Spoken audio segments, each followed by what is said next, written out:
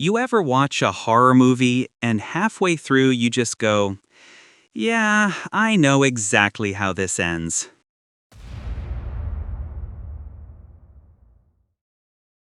Back in 2005, horror had a rhythm: tension, relief, then tension again. And as viewers, we got used to that pattern. We knew when the movie was letting us breathe. Look, I know today is the day, but I think... Oh, really? What day is that, John? Halloween. Oh, I hadn't noticed.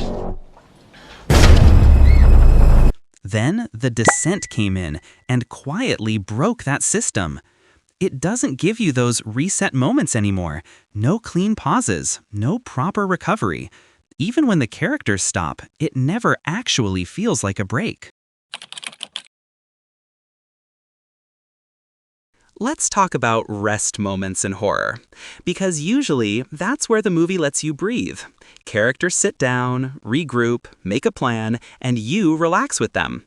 Then decide to split up and find a way to kill the killer or escape or whatevs. Take Wrong Turn 4.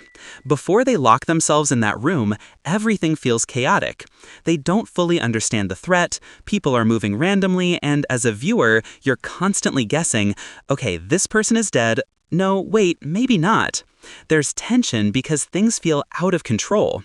But the moment they lock themselves inside that room, everything changes. Now there are rules. Stay together equals safe, go outside equals dead. And suddenly, you're not guessing anymore. You're predicting. Same thing in Saw 2. When characters stop to think, talk, plan, it actually lowers tension. Because now the situation feels manageable. Even if it's dangerous, you feel like, okay, they have a chance. Now look at The Descent. They also stop. They also sit down. They also try to plan. But it doesn't feel safe. It feels worse. Why? Here's why. In most horror movies, rest equals recovery. But in The Descent, rest equals decay.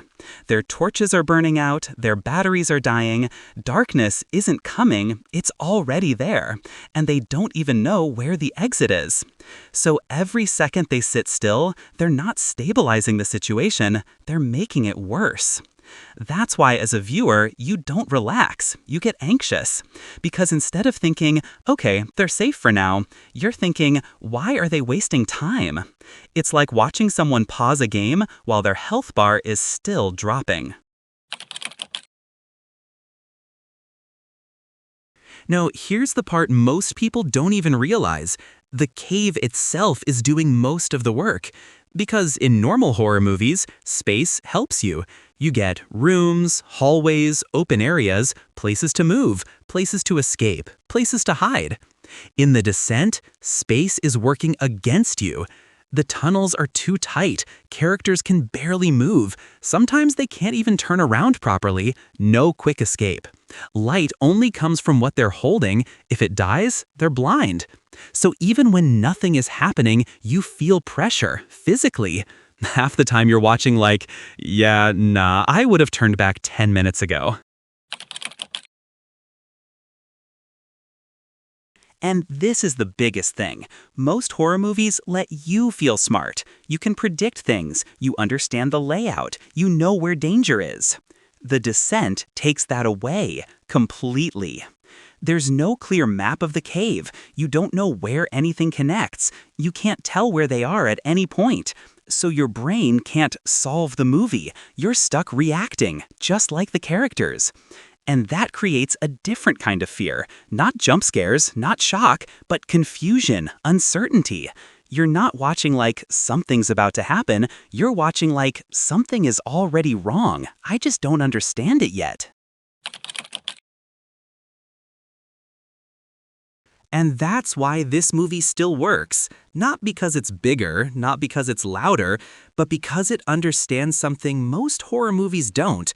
Fear isn't just danger, it's losing control of the situation. And The Descent? It takes that control away completely. There are no safe zones, no reset moments. The entire cave is the problem. And that's exactly why it still stands out, even today.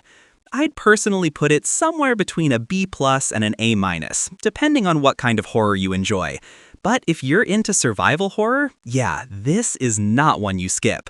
But I want to know, if you've watched it, did this movie actually mess with you while you were watching, or were you just chilling the whole time? Be honest, drop your thoughts in the comments, and subscribe for more breakdowns like this.